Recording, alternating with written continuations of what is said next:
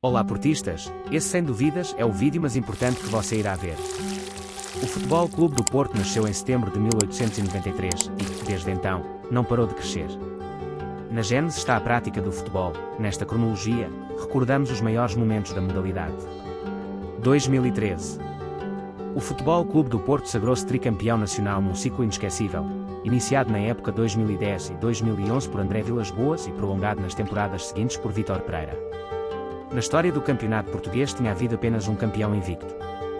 Em 3 anos, o Porto atingiu esse objetivo por 2 vezes, 2010 e 2011 e 2012 e 2013. A caminhada para o TRI foi concluída com uma reviravolta emocionante na penúltima jornada da Liga 2012 e 2013, frente ao Benfica, na sequência de um remate inspirado de Kelvin em período de descontos, 2-1, e com uma vitória em Passos de Ferreira, na derradeira ronda 2012 e 2013, 2-0. 2011. A equipa treinada por André Vilas-Boas vence a Liga Europa frente ao Sporting de Braga, com um gol de Falcão, em Dublin, naquela que foi a primeira final entre clubes portugueses numa prova europeia. A época foi absolutamente memorável, com os Dragões a juntar ao título europeu as conquistas da Liga Portuguesa, com 21 pontos de avanço sobre o segundo classificado, o Benfica, uma margem recorde, da Taça de Portugal e da Supertaça.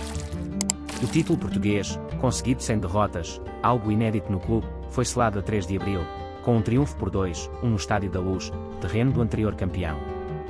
2009.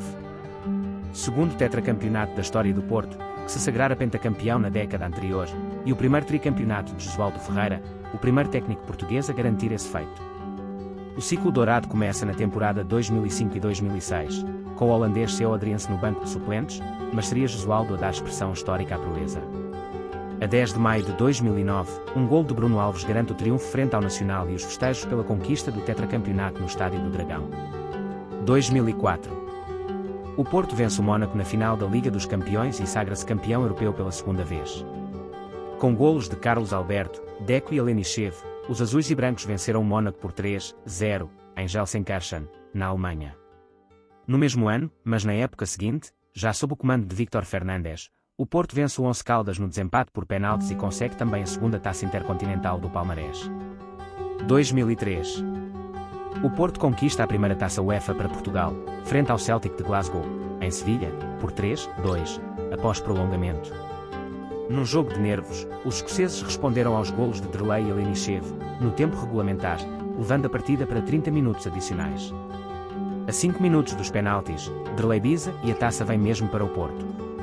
A 16 de novembro, é inaugurado o Estádio do Dragão, com um espetáculo encerrado com um jogo particular frente ao Barcelona, que a equipa treinada por José Mourinho vence por 2-0, golos de Derlei e Hugo Almeida. Lionel Messi faz nessa partida a estreia na equipa sénior catalã. 1999. O Porto torna-se o primeiro pentacampeão nacional de futebol, ultrapassando o Sporting, que detinha o recorde de 4 campeonatos seguidos, alcançado nos anos 50. Fernando Santos, o treinador de então, fica conhecido como o engenheiro do Penta. 1987. A 27 de maio, o Porto vence o primeiro título europeu de futebol graças ao calcanhar de Medger, que fez renascer as esperanças, e ao gol da reviravolta de Juari. O grande Bayern de Munique caía por 2-1, no Estádio do Prater, em Viena.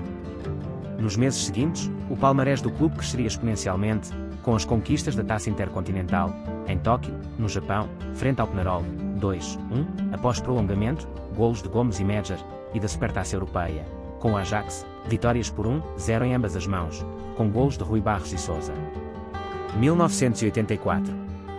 O Porto chega pela primeira vez a uma final europeia, no caso da Taça dos Vencedores das Taças, mas perde frente à Juventus por 2-1, em Basileia, na Suíça.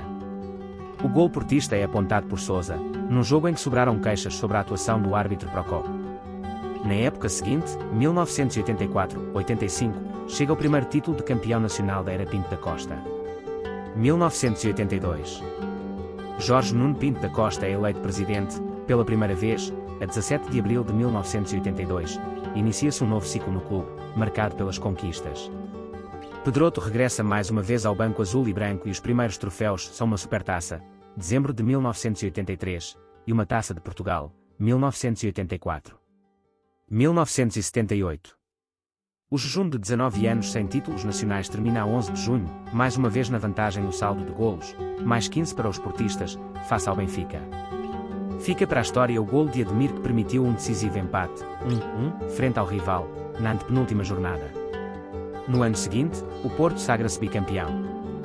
O regresso de José Maria Pedroto, como treinador, e a entrada de Jorge Nuno Pinto da Costa para diretor do departamento de futebol são decisivas para uma mudança de mentalidades. As equipas do clube já não tinham receio de atravessar a ponte e vencer em todo o país. 1959. O Porto conquista o 5º título de campeão nacional de futebol, pela vantagem mínima de um golo no saldo entre golos marcados e sofridos. Trata-se de uma das mais épicas conquistas do clube, numa última jornada marcada pelo caso Calabote, árbitro do jogo Benfica-CUV. Os Dragões chegam à última jornada com o mesmo número de pontos do Benfica e uma vantagem de 4 golos face ao rival. No terreno do Torriense, vencem por 3-0, mas têm de esperar pelo final do Benfica-CUV, 7-1, que começara mais tarde e que o árbitro Inocêncio Calabote prolongou para além das regras, tendo ainda assinalado 3 penaltis a favor dos lisboetas. Mas, no final, a festa foi azul e branca. 1956. O Porto conquista a primeira dobradinha de futebol da sua história, superiorizando-se ao Benfica no Campeonato Nacional, por vantagem no confronto direto, e vencendo o Torriense na final da taça, por 2-0. Justris era o treinador.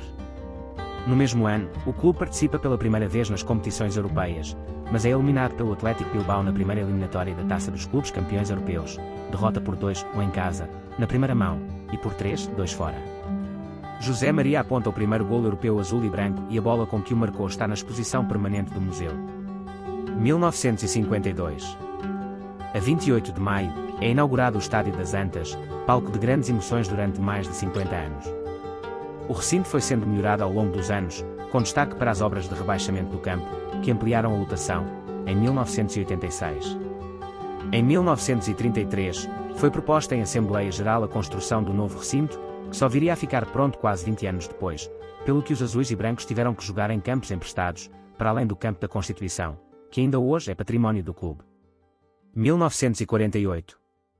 O Porto vence o Arsenal, considerada a melhor equipa do mundo na época, por 3-2, no amigável disputado no Estádio do Lima. Para eternizar o feito, um grupo de sócios lançou uma campanha que resultaria na concessão da Taça Arsenal, a maior do mundo, com cerca de 250 kg e 3 metros de altura. O troféu pode ser visto no museu. 1935. O Porto sagra-se vencedor da primeira edição da Primeira Liga, 1934 e 1935, renomeada Campeonato Nacional da Primeira Divisão em 1938. Os Dragões vencem as 2 primeiras edições com a nova denominação, 1938 e 1939 e 1939 e 1940. A equipa era então orientada por Mili Cisca.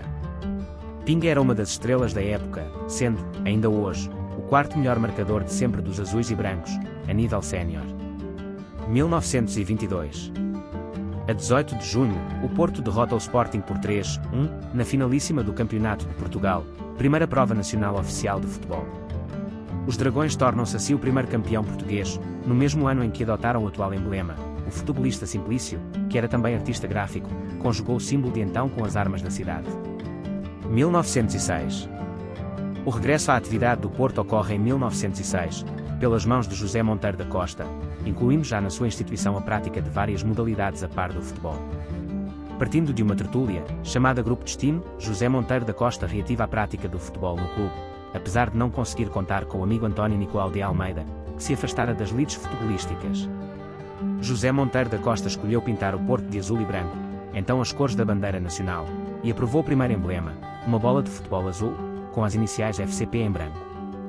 1983.